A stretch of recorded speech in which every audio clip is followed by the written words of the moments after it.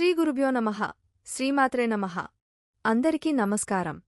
ఈరోజు చాలా శక్తివంతమైన జ్యేష్ఠ పౌర్ణమి శుక్రవారం. మీ కష్టాలన్నీ తీరిపోవడానికి ఎలాంటి విధివిధానాలు పాటించాలో ఈ వీడియోలో తెలుసుకుందాం. ఈ వీడియోకి ఒక లైక్ వేసి మీ ఫ్రెండ్స్కి షేర్ చేయండి. అలాగే జై శ్రీకృష్ణ అని ఒక చిన్న కామెంట్ చేయండి. అలాగే దయచేసి వీడియోని స్కిప్ చేయకుండా పూర్తిగా చూడండి. ఏడాదికి 12 పౌర్ణమిలు వస్తాయి. వాటిలో కార్తీక పౌర్ణమి తర్వాత అత్యంత విశిష్టమైనది జ్యేష్ఠ పౌర్ణమి. ప్రతి తిథికి ఓ విశిష్టత ఉంటుంది. ఏకాదశి పౌర్ణమి మరింత ప్రత్యేకం. ఏకాదశి రోజు ప్రత్యేక పూజలు, ఉపవాసాలు చేస్తారు. పౌర్ణమి రోజు సముద్రం, నదీ స్నానాలు ఆచరిస్తారు. చంద్రుడు పౌర్ణమి రోజు ఏ నక్షత్రంలో ఉంటాడో ఆ నెలకి ఆ పేరు నిర్ణయించారు. ఆధ్యాత్మికపరంగా జ్యేష్ఠ పౌర్ణమిని విశిష్టమైనదిగా భావిస్తారు. భర్త సత్యవంతుడు ప్రాణాల కోసం యముడిని అనుసరించిన సావిత్రిదేవి వ్రతం ఫలించిన రోజు ఇదే అని పండితులు చెబుతారు. ఈ ఏడాది జ్యేష్ఠ పౌర్ణమి జూన్ 21 శుక్రవారం వచ్చింది. జూన్ 21 శుక్రవారం ఉదయం 6:37 ప్రారంభమై సూర్యోదయం అయిన వెంటనే మొదలైన పౌర్ణమి ఘడియలు జూన్ 22 శనివారం ఉదయం 6:09 వరకే ఉన్నాయి. పౌర్ణమి తిథి రాత్రికి ఉన్న సమయం ప్రధానం.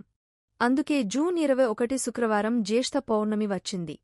జ్యేష్ఠ పౌర్ణమి రోజు నదులో కాని, సముద్రంలో కాని స్నానమాచరించడం వల్ల నిండు చంద్రుడి కళలు ఆ నీటిలో నిక్షిప్తమై అనారోగ్యాన్ని తొలగిస్తాయంటారు.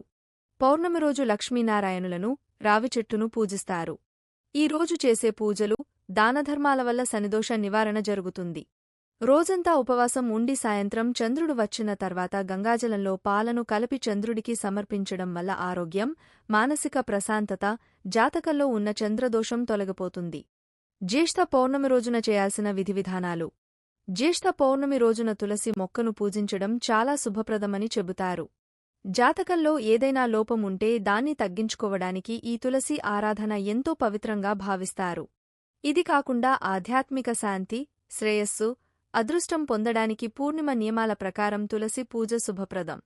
జ్యేష్ఠ పౌర్ణమి రోజున మర్రి, అశ్వత్థామ చెట్లను కూడా పూజిస్తారు. సావిత్రి తిథి కూడా ఈ రోజే వస్తోంది. అక్కడి నుంచి ఈ పౌర్ణమి రోజున మర్రి, అశ్వత్థామ చెట్ల ఆరాధనకు ఎంతో ప్రీతికరమైనది. ఈ పౌర్ణమి రోజున మర్రి, అశ్వత్థామ చెట్లను పూజించడం వల్ల సుఖసంతోషాలు, సౌభాగ్యాలు, మోక్షం లభిస్తాయని చాలామంది నమ్ముతారు. పూర్ణిమ పర్వదినాన సత్యనారాయణ స్వామిని చాలా ఇళ్లలో పూజిస్తారు. జ్యేష్ఠ పూర్ణిమ రోజున గంగాజలంలో పాలను కలిపి చంద్రునికి సమర్పించాలి. ఇలా చేయడం వల్ల మీ ఇంట్లో సంతోషం, ఐశ్వర్యం పెరుగుతాయి. ఎవరైతే తమ జాతకంలో చంద్రదోషంతో ఇబ్బంది పడుతుంటారో వారంతా జ్యేష్ఠ పూర్ణిమ రోజున చంద్రుడిని పూజించాలి. చంద్రుడికి ఇష్టమైన వస్తువులను దానం చేయడం వల్ల చంద్రదోషం నుంచి విముక్తి పొందొచ్చు. తెల్లని వస్త్రాలను, పాలు, పాల పదార్థాలతో చేసిన మిఠాయిలను నిరుపేదలకు దానం చేయడం వల్ల పుణ్యఫలం లభిస్తుంది. ఈ రోజున లక్ష్మీదేవిని, విష్ణువును పూజించడం వలన శుభ ఫలితాలు కలుగుతాయి. అలాగే ఇంట్లో ఆర్థిక సంక్షోభం ఎప్పుడూ ఉండదు. ఈ రోజున స్నానం చేసిన తరువాత బ్రాహ్మణుడికి చంద్రునికి సంబంధించిన తెల్లని వస్త్రం, చక్కెర, బియ్యం, పెరుగు లేదా వెండి వస్తువులను దానం చేయాలి. ఇలా చేయడం వల్ల జాతకంలో చంద్రుని స్థానం బలపడి జీవితంలో ఆనందం కొనసాగుతుందని నమ్ముతారు. ఏరువాక పౌర్ణమి, వటసావిత్రి వ్రతం, సత్యనారాయణ వ్రతం, తిరుమల శ్రీవారి జ్యేష్ఠాభిషేకం, పూరీ జగన్నాథుడి ఆలయంలో ప్రత్యేక పూజలు ఈ విశేషాలన్నీ జ్యేష్ఠ పౌర్ణమి రోజే జరుపుకుంటారు. వీటిలో ఏరువాక పౌర్ణమి గురించి ప్రత్యేకంగా చెప్పుకోవాలి. ఏరువాక పౌర్ణమి, వ్యవసాయం అంటేనే ఓ యాగం. ఆ యాగం సంపూర్ణంగా జరిగినప్పుడే సకల ప్రాణులు ఆయురారోగ్యాలతో ఉంటారు. అందుకే ఈ మహాయాగాన్ని ప్రారంభించేందుకు జ్యేష్ఠ పౌర్ణమిని ప్రత్యేక ముహూర్తంగా భావిస్తారు రైతులు.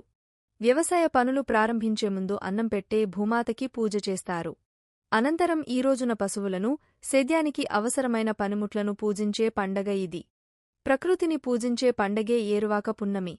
ఏరువాక పౌర్ణమి రోజున పశువులకు స్నానం చేయిస్తారు. వాటి గిట్లకు పూజ చేస్తారు. గోమాతకు పూజ చేస్తారు. నాగళ్లను దున్నేందుకు కష్టపెడుతున్నందున క్షమించి కరుణించమని అన్నదాత వాటికి పూజ చేస్తాడు. ఆహారం పండించేందుకు సహకరించాలని కోరుతాడు. బెల్లం, బియ్యం, ఆవుపాలతో పులగం వండి పశువులకు ఆహారంగా పెడతారు. రైతులు ఏరువాక పున్నమి పాటలు పాడుకుంటారు.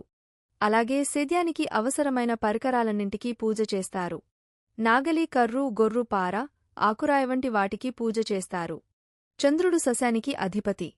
శాస్త్రం ప్రకారం నాగలి సారించి పనులు ప్రారంభించేందుకు జ్యేష్ఠ నక్షత్రం అత్యుత్తమం.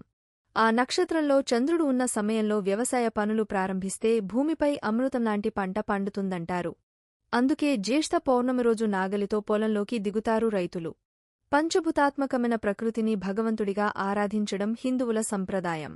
వ్యవసాయం మనుగడకు జీవనాధారం అయిన భూమిని పూజించడాన్ని యాగలా భావిస్తారు.